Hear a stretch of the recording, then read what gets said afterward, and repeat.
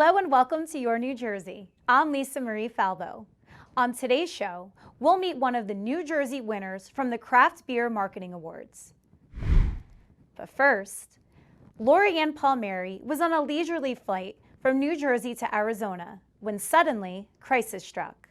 A 28-year-old woman went into cardiac arrest, and Lori Ann, a professor of nursing at Bloomfield College, sprung into action. She joins us now. Lori, I have chills just thinking about your story. Tell us what happened. So, as you said, I was on spring break going out to Arizona, watching a movie when I heard some commotion in the front of the cabin. When I took my earbuds out, I heard an announcement saying, are there any healthcare, any medical professionals on board? Actually, it wasn't even an overhead. I think people were just screaming, we need help, any medical professional. So I immediately ran up. It was probably about 10 aisles. By the time I got there, there was already a male there. Of course, we're masked at this point, right? And I just said, I'm a nurse, I know CPR. And he said, we need to get her out, onto the floor. So what I now know as the physician, at the time I wasn't aware, but I learned very quickly just by his, mannerism and his actions that clearly he was a medical professional. We got her onto the floor. And once we got her onto the floor, I know he took her femoral pulse. I took her carotid pulse, and she was not looking good at all. She was not looking good at all. It was very concerning. And we needed to start CPR.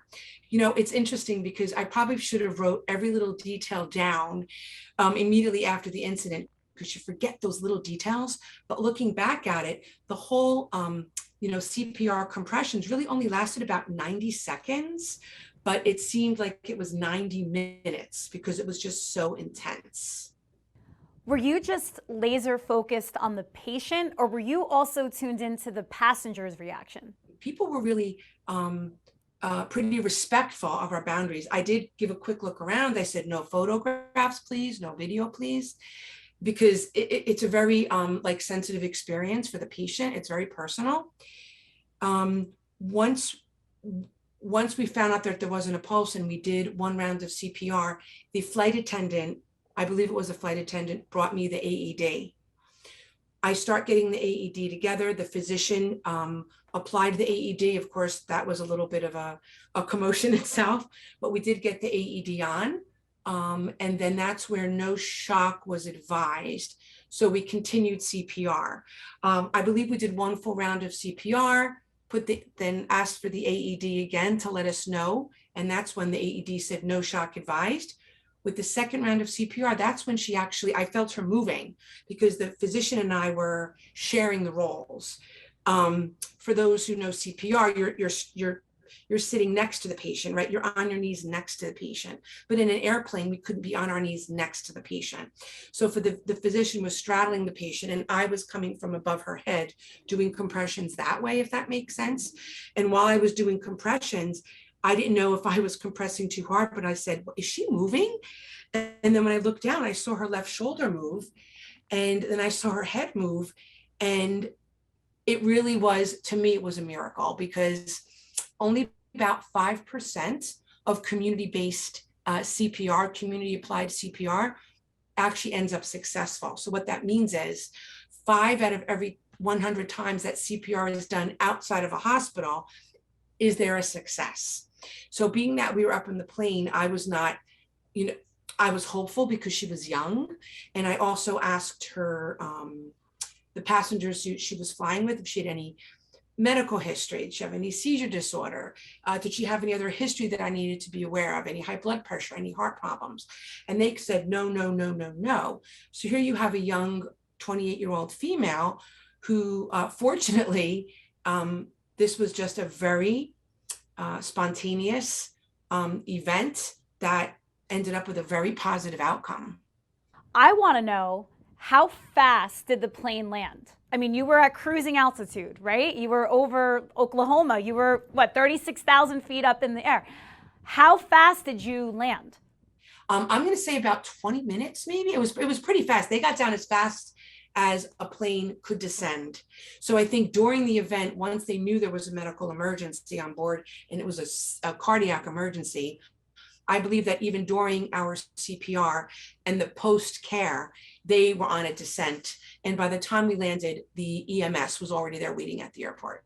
Because she was towards the front of the plane and I was really more mid back, I didn't see close up what happened, but they just took her off the plane, put her right on a stretcher, and then I watched them wheel her into the ambulance.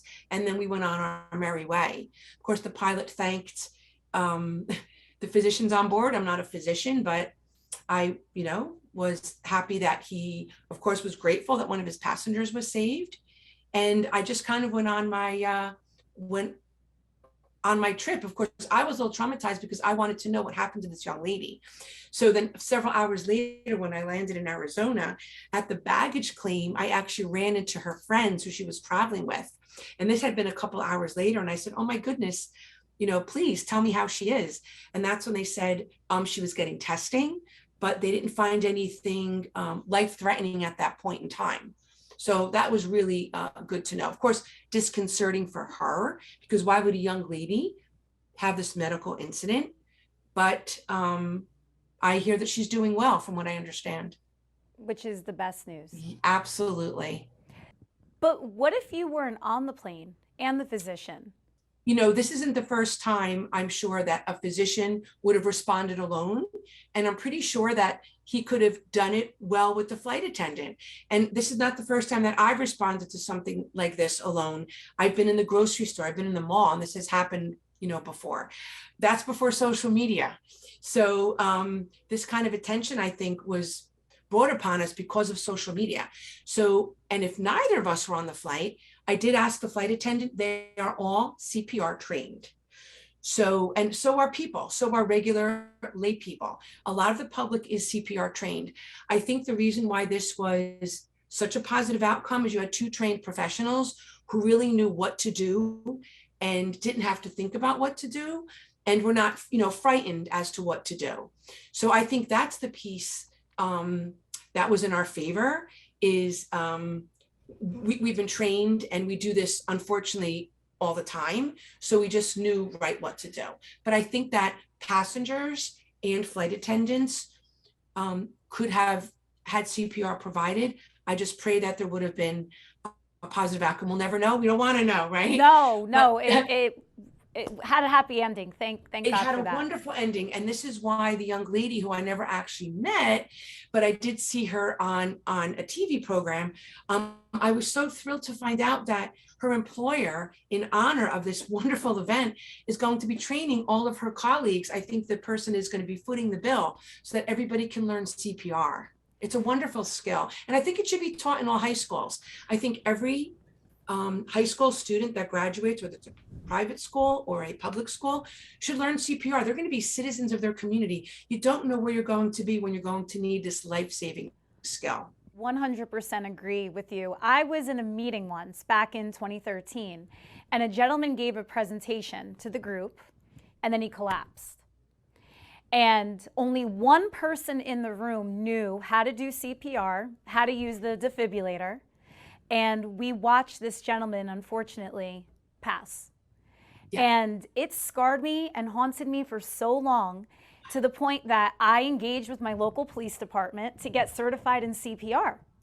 Excellent. Fast forward, in 2019, I was at a parade in my town that I do, and the former mayor of the town was sitting with me. He was eating, and he started choking.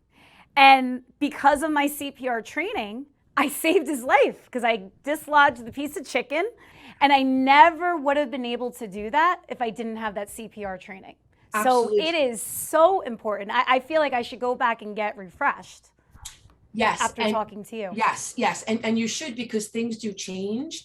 But what you're talking about is the Heimlich maneuver. So we do teach the Heimlich maneuver when we are teaching CPR. We teach the Heimlich maneuver because someone can, if we do not dislodge the foreign object, they can go into cardiac arrest. And then that's where we can at least keep the heart, oxygenated, if not the rest of the body with, the breathing, because with the Heimlich, you're trying to dislodge something from the airway. CPR is cardiopulmonary resuscitation, but that's wonderful. I mean, that's an amazing story as well. So think about kids choking in cafeterias, daycares, all things like, all settings. I think the community should be trained in this life-saving skill. And as you know, it's not really difficult to learn, really, and you cannot hurt anybody. I think people are afraid, thinking, well, what if I do CPR and they don't really need it, meaning maybe I didn't check their pulse right.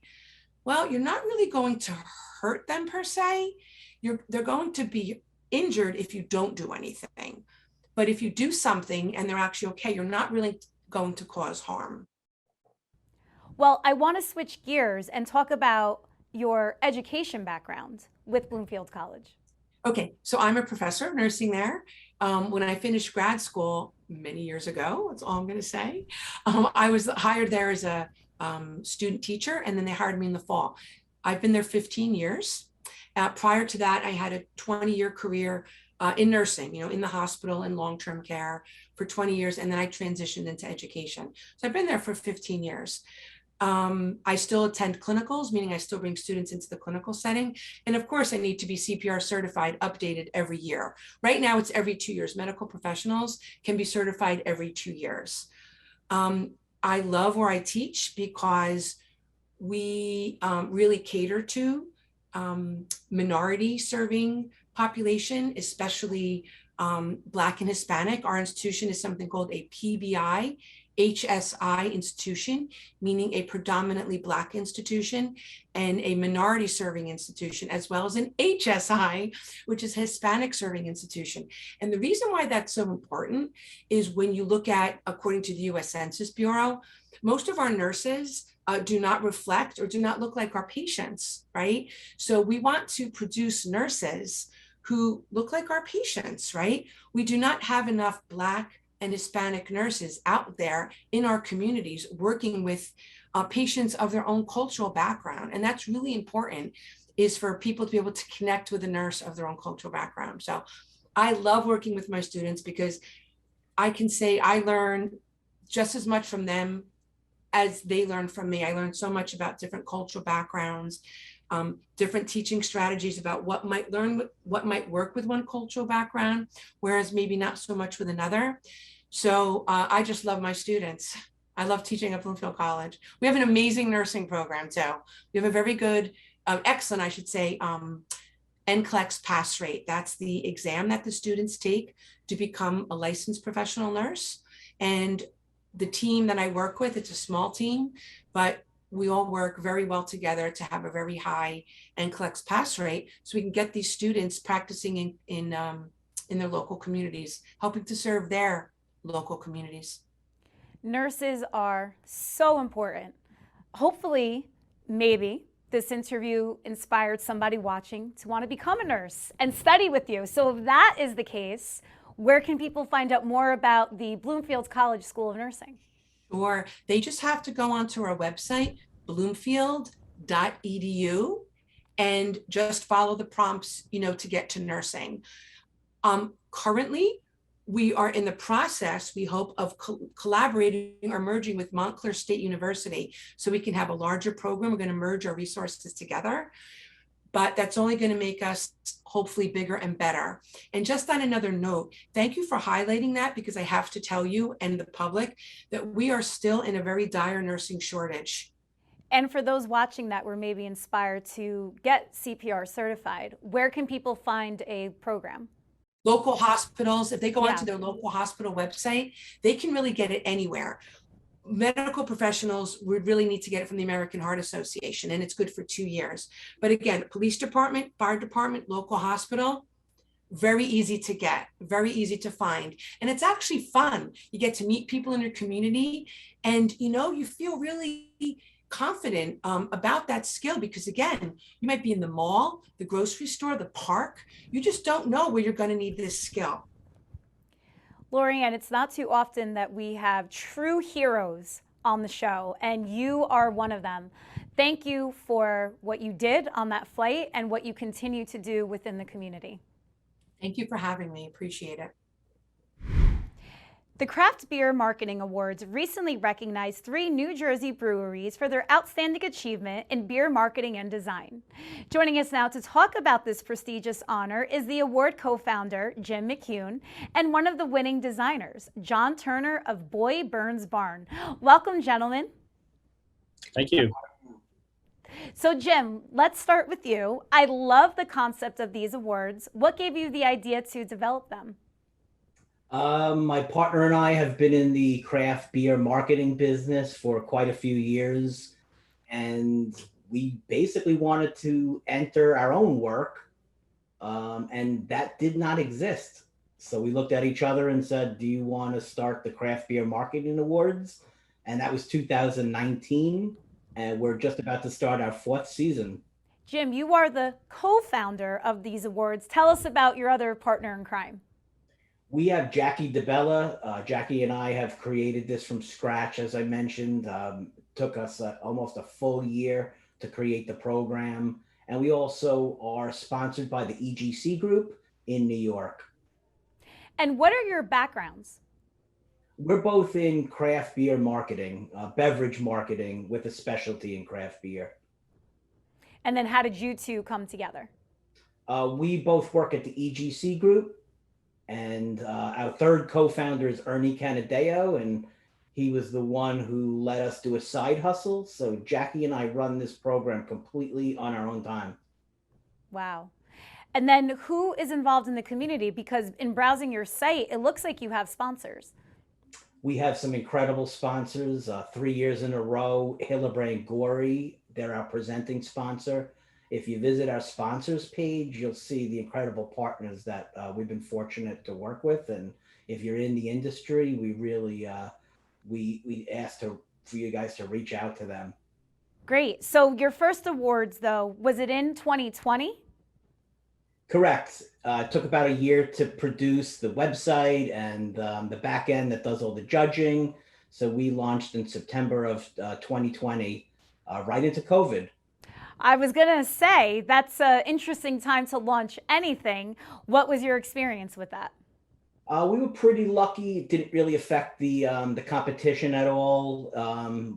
Maybe we had a few judges that needed to drop out because they were sick, but we prevailed, and the first year did so well that we decided to offer the competition globally in its 2nd year. Who is invited to participate in these awards? We developed the awards to recognize and celebrate breweries and their designers and agencies across the world. They're invited to enter their top work. In many cases, the breweries do the work themselves. Many work with illustrators, marketing folks, and branders as well. How many entries did you receive for the 2022 awards? We had 250 winners this year, if that's any indication. Wow. And what did they win? The award is the recognition of crushing it. That's our name of our award, is the Crushy. And they can upgrade with a Crushy trophy. And we use the same high-end trophy manufacturer that builds the Emmy Award and MTV Moon Man. So if you check out craftbeermarketingawards.com and see our trophy, it's a serious piece of hardware. You mentioned voters. So who votes and what is the criteria? So we take entrants from all around the world. And this year we were fortunate enough to have over 550 judges located all around the globe. And they're the ones that volunteer their time and expertise to critique every entry. Well, let's bring in one of the winners. John, talk about your winning designs. Sure. So, I mean, part of it was working with Alternate Ending in New Jersey and Aberdeen to figure out what the best story to tell through the cans about their brewery and what we're trying to do. So I collaborated with them to come up with a whole bunch of different ideas for what would make their brewery look special on the cans. So we came up with this idea of they're in an old movie theater that they refurbished. And we looked at what we could do with the movie world and bringing their beer story to life. And we had this idea of taking their name, Alternate Ending, and come up with different ideas for what if scenarios in different movies. and putting that onto a can. That is so cool. So as you talk, we're seeing some of your designs. Talk us through exactly who's featured. So there were two this year. We had two winners this year. One was the shadow cans, which takes a character from a movie, and we do the what if they are either what if they are a different character from a different movie, what if they turned into a different character in a sequel, and we really spent a lot of time analyzing movies, watching movies, thinking about what people talk about when they're drinking a beer. Movie topics come up. It's a great conversation starter. And the other one we did was an ode to Jaws.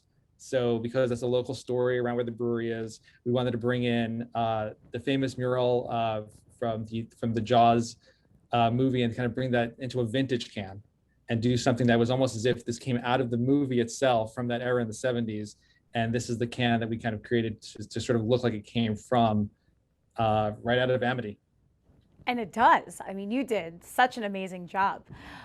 Is this what you and your company does? Do you design for different breweries around the Garden State? This is actually the only brewery client I have, but I do a lot of hospitality and restaurant stuff. But what's great about doing a beer can is that for a designer, this is just a really something that regular people engage with regularly. So it's a chance to really just like flex what you're able to do as a designer and just tell a really great brand story. Let's bring back Jim, because in looking on your website, seeing what John designed, some of what the other winners, there's like such a culture that is surrounding beer. What is that culture? Describe it for our viewers. Yeah, and that's a great point. If you visit craftbeermarketingawards.com and you click on the winners gallery, you'll be able to see all this great work each season. So, I mean, really exactly what you're seeing here is the whole reason we built this program, was for people like John and his amazing work to be recognized and awarded. Even just the little details in the art that I love. If you noticed on the finger hole, it says like you're gonna lose your finger with the shark. Like, it's the little details now that I think really help sell beer, not just to my generation, Generation X, but you have Generation Z as an upcoming drinking population. So I think we're more and more catering to what people want to see. And that's this amazing evolution of beer that happened probably in the last 5, 10, even 15 years. When you walk into a beer distributor now, it's basically like an art show. It is. Well, so I was looking into some of the other winners from New Jersey. One of the ones that just struck me was the one from Departed Souls. They won for Best Tap. And the likeness of the Statue of Liberty is so stunning. And I guess this circles back to my previous question about, what's the theme of this whole beer subculture? And a lot of it to me is nostalgia. John, you designed something with movies, right? With Jaws. I mean, that's an 80s movie. The Statue of Liberty is obviously iconic. Yeah, I think that's all of our job, is we want to make things attractive and fun and make sure people talk about it. We call it FOMO in the business, fear of missing out. So we want to make sure, whatever John or myself or any of our people in our industry are designing, we want to make sure that's our number one job, is to get seen and get purchased. So as long as we're doing those two things and there's good beer in there, it only grows. Exactly. Talk about the winners that hailed from New Jersey. You were just speaking about Hoptown Handles, and they are in Portland, Oregon. They made that incredible tap for Departed Souls. They're out in Jersey City. Our other Jersey winner is amazing work that was done for Bone Saw Brewing Company. And to give an artist, a local artist like John here, exposure too, I think that's so cool. John, how has your career changed since winning this award? I mean, it definitely gives credibility, and you're going against, when you look at all the other winners and you see who won, and I recognize other artist names and designers that are out there, and it's like, oh, they're here too. It's a chance for designers to really show what they're capable of. And it just, again, it's like, so when another client comes along and says, can you do this for us? It's, sure I can. It's just here's a great trophy that proves it to some degree. And so I think it's been really great for me personally. And also, I have to get credit to my client, Alternate Ending, who just put a lot of trust in me too, and says, here's our story, run with it. What's next for you? Well, we want to make it 3 years in a row. So we'll be looking for next year, see what we're going to do next. It pushes us to try harder now and to keep up the high level of quality. But other than that, I'm here and I'm ready to tell more brand stories. Well, where can people find out more about you? Boy Burns Barn. So it's on all socials. It's Boy Burns Barn, and my website, boyburnsbarn.com, just like a newspaper headline. And Jim, where can people find out more about the awards and submit for next year? Check out craftbeermarketingawards.com. We reopened September 12th. That's our 4th season in a row. And I would say start preparing your best work and try to snag a crushie. I love that name, the Crushie. Thank you both so much for joining us today. Thank you. Thanks, Lisa. Thank you for joining me on another episode of Your New Jersey. I'm Lisa Marie Falbo. We'll see you back here next week.